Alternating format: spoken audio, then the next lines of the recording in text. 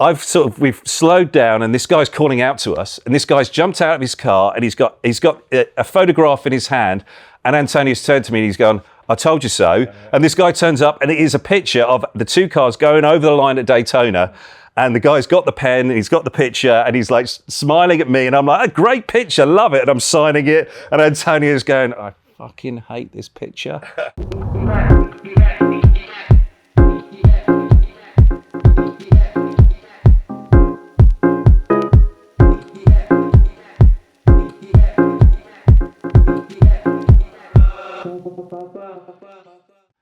Hi, I'm Oliver Gavin, and I thought I'd come and speak to you today about a few stories I have from Corvette Racing. Over 20 years of competing with them, and I have many good stories of teammates and incidents on track, and I thought I'd just share a few of those with you today here at the Throttlestop. We look forward to hearing all of those, or as many stories as we have time for. With the Corvette team, you raced at Daytona, Le Mans, IMSA series. Which is your favourite track to drive at? From a driver standard point of view. So for a driver, somewhere like Sebring was somewhere that I did just so many laps. I did thousands and thousands of laps there, tens of thousands of miles. And a lot of people look at that racetrack and they go, well, it's quite flat, it's an airfield, it's not very imaginative, it's not sort of very, let's say, charismatic. But for me, it was a track that I learnt almost with my eyes shut. You know, you ended up driving so many laps there that every single bump, every single motion, every single placement of the car, it became so ingrained in me that you would end up just having this wonderful rhythm round there. So in terms of my favourite track in the United States, weirdly, someone like Sebring comes kind of quite near to the top. Road America is another track that is just beautiful, wonderful, great to compete at, always generates great and close racing. And I remember a victory here in 2016 with Tommy Milner as my teammate. And we were having one of these years where everything just seemed to just fall into place at certain points. I think we went on to that last lap of that race there in 2016 in 5th place. And somehow Tommy came through to win the race, passing the Ford as he came out of the last corner up and onto the front straight there. One of the most remarkable finishes I've ever been involved at Road America. He covers the inside immediately coming off the final corner, but this is win number 101 for Corvette Racing, and a most extraordinary and unexpected one at that. Tommy Milner wins it for Chevy Corvette from Westbrook. But it just has a special sort of feel, atmosphere, charisma about it that over all of the years that the IMSA Championship's been there, or all of the other sports car races that have been, IndyCar as well, you know, it's kind of seeped into the soil. You know, you sort of have this special feeling each time you drive and compete at Road America where you're excited about getting out on track. You know, those first few laps you do in practice, you sort of get into the rhythm again, the feel of it. You get that sort of great sort of tingle in the spine of when you're coming into the carousel for the first time or down into the kink, and then the speed all the way down into Canada Corner, and then the completion of the lap coming out onto the front straight and coming up the hill to complete another lap. You always sort of get that real great buzz. And then the competition, it's always, the track is wide at Road America. You sort of feel that there's loads of space to work with, but then until you get to the start of the race, and then there's 40 cars all coming to the start to take the green flag, and then all of a sudden the track just seems super narrow, and you're like running out of space, you're bumping into the guy next to you, you're then looking to go to the inside coming up to the turn one, and then you're on the grass, or you're right up against the wall scraping the right-hand side of the car. It's kind of a curious track where you feel like you've got loads of space, but then all of a sudden you don't have space. And I suppose that's the one of the real challenges at Road America is managing that. But especially when 20 of you go into turn 5 at the same time. Yeah, so turn 5 is certainly one. You've got a long time to think about it. You know, you're coming down the hill, you go rowing up through the gears, and you're sort of like in and around all your sort of competitors, and drafting's a massive thing, and you're sort of trying to place the car, and there's just that little bit of a kink before you then get on the brakes, and then it's all downhill, and you're all the time really thinking, is it going to stop? Is it going to stop? Is it going to stop? And then all of a sudden you get to the apex and you just quickly rotate. Then you're waiting to get hit by somebody up the rear, or you're trying to not hit the guy who's just off to your right front. It's you know, an amazing track that has lots of different areas that you've got to be so laser focused. And if you're not, then you know you're knocking a corner off, or you're knocking somebody else off, or you're off yourself, or you're into the barrier at the kink. I've been off there a couple of times, and that's always a wild ride. And it's just a quick stop too. Yeah, I actually remember one year I was competing, this was in the GT1 days, and I was racing my teammate Jan Magnussen, and my engineer Steve Cole was on the radio to me. He's going, Oliver, you've got 10 laps to pull out or to get this particular lead. Jan was actually behind me, and I was trying to pull out this particular lead in this certain amount of time. And Jan was an absolute bugger. You know, he was so talented in that car, and I was trying to stretch away, and we were slowly eking away and stretching the gap. But this one particular lap, I just got into the kink. I just turned in a tick too early, got onto the apex curb. It shot me off. I went all the way across the track, over the exit curb, smacked the concrete Jersey barrier, and it knocked me clean out. And I was out cold, and I'm going down the track, and about 5 seconds later, I sort of wake up, come to, as I've hit one of those big Patron boards that was on the grass, and it hits the front of the car, and I'm trying to miss it, and I'm trying to get the car back on, and I'm trying to get going again. But you're so confused and dazed that I didn't realise that the steering didn't work anymore. And I was a passenger, and I was then trying to brake, and the brakes didn't work. And then I was like, and eventually the thing that saved me was the gravel there at Canada Corner. Because I was not going to stop. I wasn't going to turn through anything that I was doing, and I just slowly came to a rest in the gravel trap, and that was it. And so Jan won, and that was it. Yeah. Lost another one. Oh dear. Tell us, what other than that event, but what would be one of your fondest races? Doesn't have to be here at Road America, but just. I suppose one of my fondest races is Daytona 24 Hours 2016. You know, I had been competing there at Daytona for over 15 years and not had success. You know, I'd driven in all kinds of different cars, you know, whether it was DP cars, whether it was open top prototypes, you know, driving there for Dyson Racing and the Riley and Scott with James Weaver and Butch Leitzinger all the way back in 2001. Brilliant to drive with those guys. And then the years with Corvette, when I started competing there, 2014 was the first year that we competed there, and we had a gearbox issue with about an hour to go while we were leading. Small vibration, the vibration got worse and worse and worse. Eventually Tommy Milner had to bring that car in. Doug Feehan telling me the distinct smell coming from the car right now could be gearbox, could be axle. The team trying to address that issue right now, but nonetheless they are losing a lot of track time. And, you know, it just seemed that there was, the luck never really came. And then in 16, we recognised that we had a good car, and my teammate Marcel Fassler had done his last stint, and he'd had to serve a bit of a penalty. He got a bit confused between the lights at the end of the pit lane. When they were red, he thought they were green, and they weren't green, they were actually red. So we got a penalty.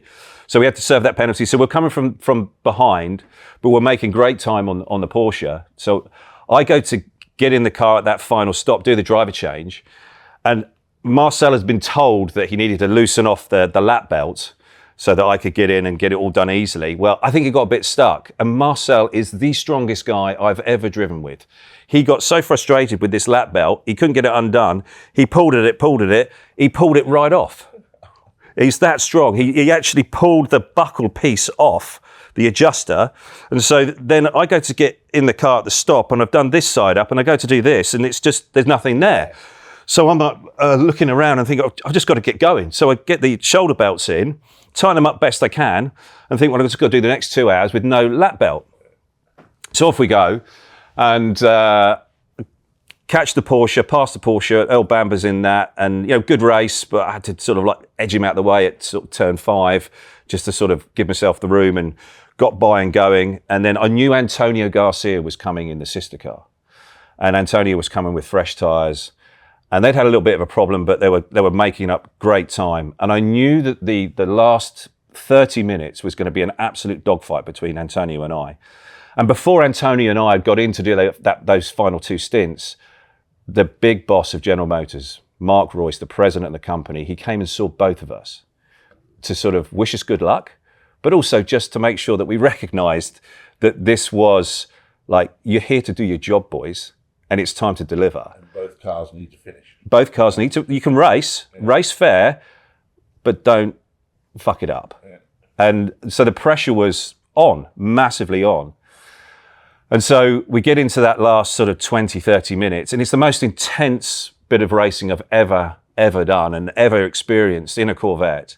And also it was against my great friend, Antonio. I've just had breakfast with him down at Off the Rail, and he doesn't talk about it so much, and he's not that so sort of fond of the result, because it did turn out and work out good for me, but it was so close and so intense. At one point he gets past me going down into turn 1, and he just leaves his braking maybe 2 meters too late, and he just slips wide far enough, and I've managed to get up the inside, and I recognise that the crown in the road, I just needed to use that to just guide my car through the centre of the apex there, and he just drifted wide enough so I could slip back through.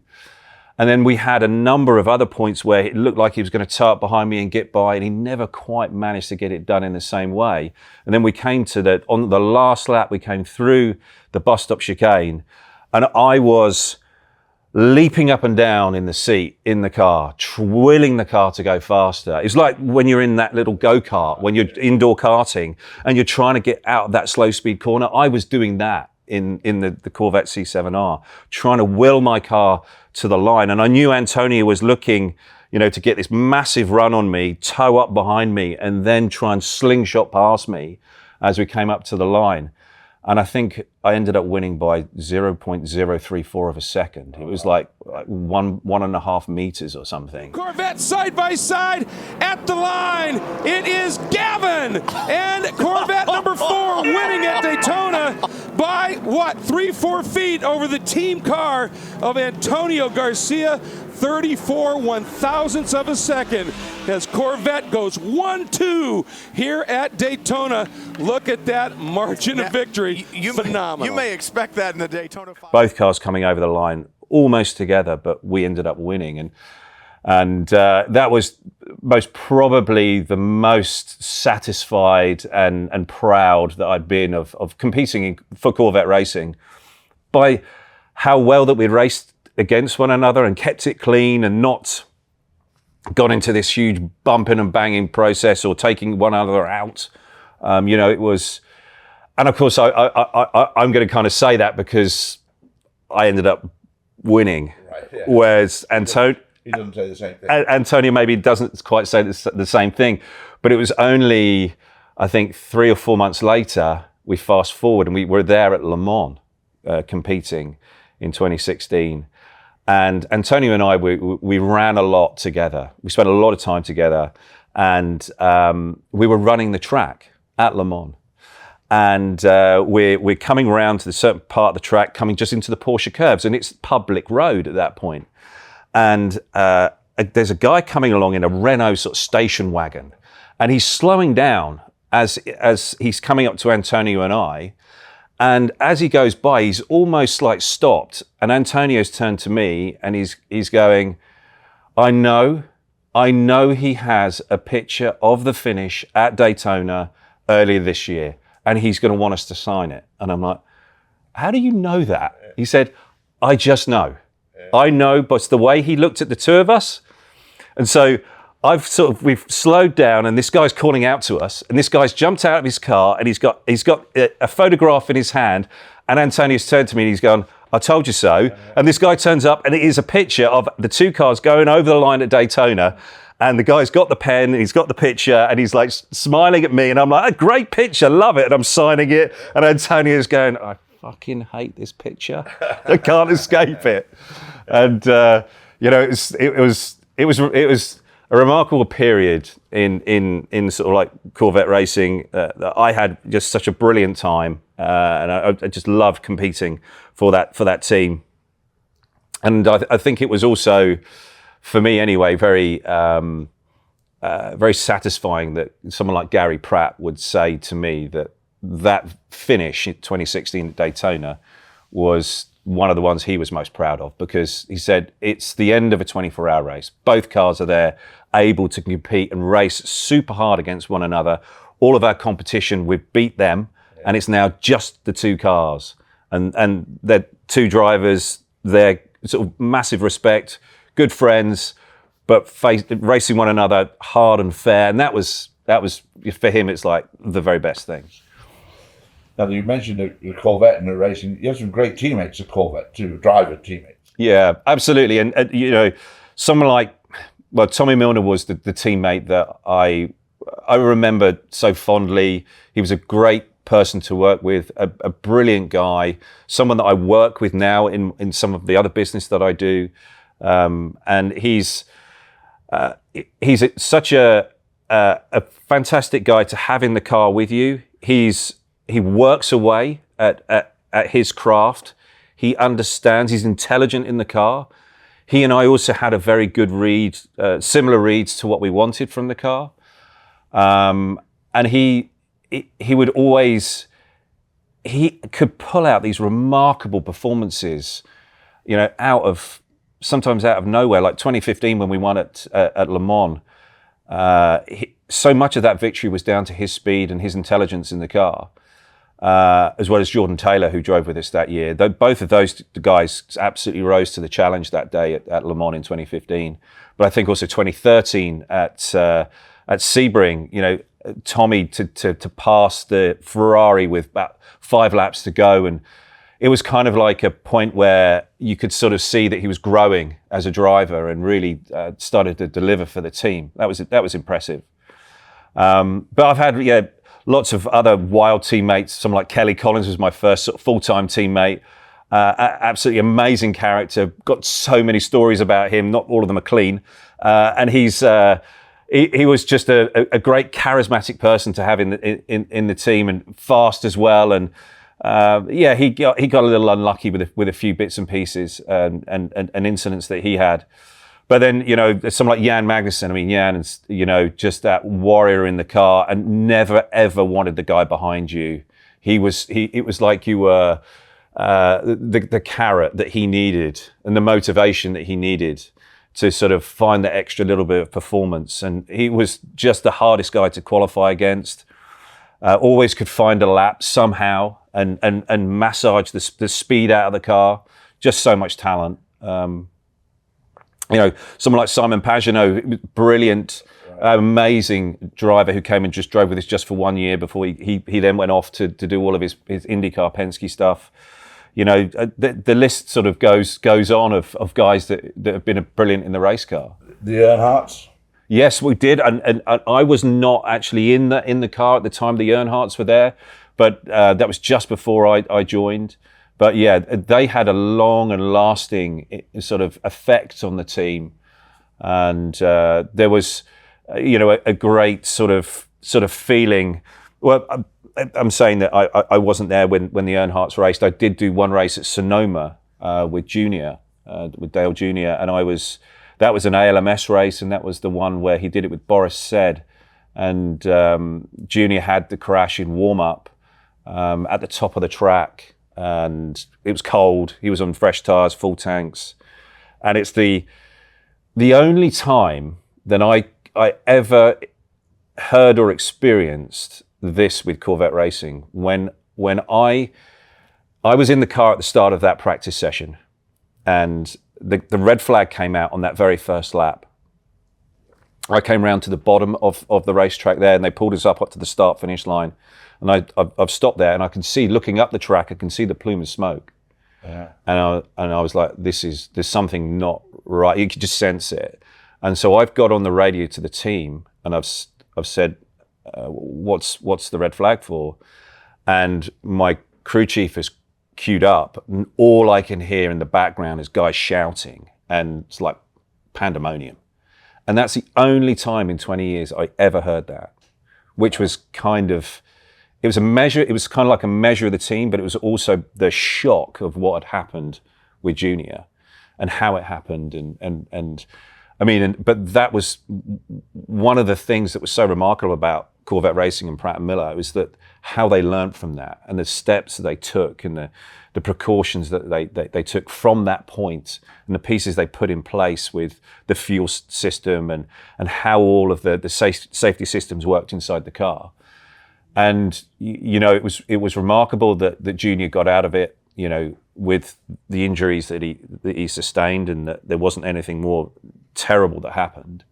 But the main thing was that Pratt & Miller and Corvette Racing really learned from that, and that was, you know, something remarkable that they and actually a real testament to the people there, that they were like, they took it so seriously, and they were like, this can never ever happen again. And so it was great to see that they took those measures, and it was very reassuring as a driver that they were going to go to that length to make sure that it would never happen again.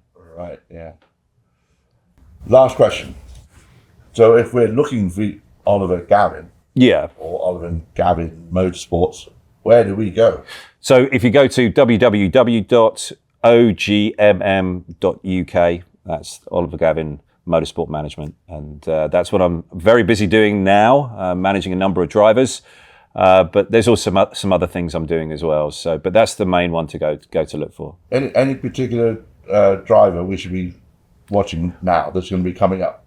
Well, I mean, I've got Colin Braun, who's driving for Acura this weekend. Trent Hinman, who's driving for Wayne Taylor Racing here this weekend as well in the Lamborghini. And Matt Bell, I'm working with in that business, and he's driving for AWA with Corvette. And so, there's 3 drivers here this weekend at Road America that are competing in the IMSA Championship. Also got Ben Tuck, who is a fantastic talent. He's a silver, and he's coming up. He's got a contract with Ford, and I think you're going to see him in a lot of Ford product next year. I'm looking forward to that. And so he's got a World Endurance Championship race coming up very soon, as well as some other stuff with other teams. So it's an exciting time. It's a very interesting piece to do, the driver management, and something that I get a lot of satisfaction from. And it's great to be able to share sort of my knowledge and understanding of the business and the world that we operate in. It is pretty remarkable and crazy world of particularly sports car racing. I've got a lot of passion for it. Excellent. Again, thank you very much, Thank you. Oliver Gavin.